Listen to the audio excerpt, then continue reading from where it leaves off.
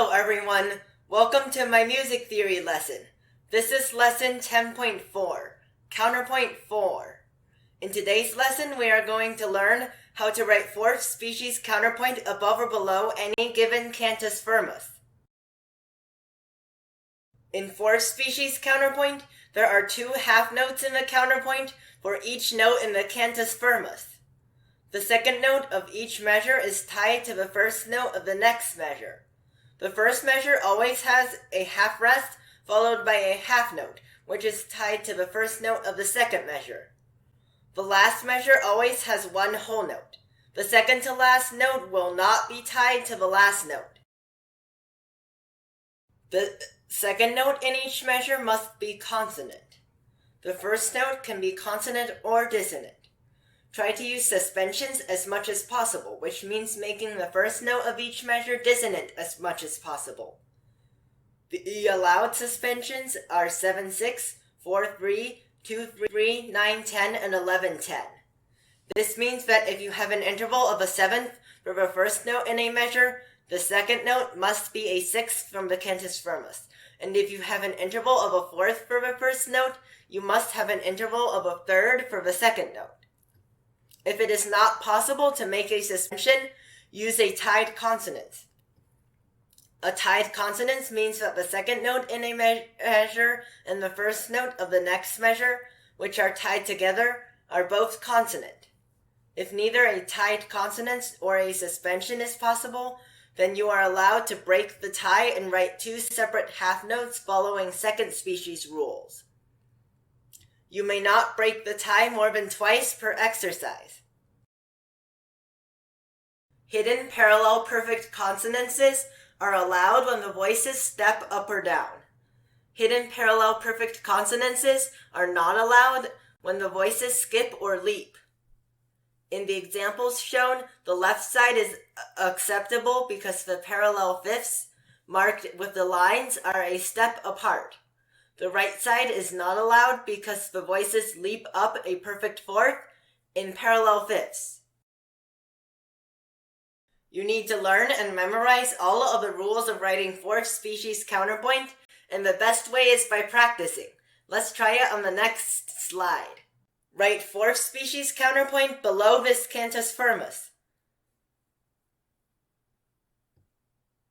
Sample answer shown. The first measure has a half rest and a half note with an interval of a unison. I broke the first tie and moved the voices in contrary motion to a fifth. The second and third measures have a tied consonance. The third and fourth measures also have a tied consonance. The second note of the fourth measure is a unison, and the first note of the fifth measure is a second.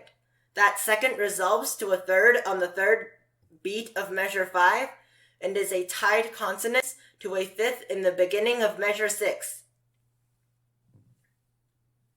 Measure 6 ends with a third tied to the beginning of measure 7, which is a second. The second resolves to a third tied to a consonant of a unison in measure 8. The 8th and 9th measures have a tied consonance. The end of the 9th measure is a third tied to a dissonance of a second on the first note in measure 10.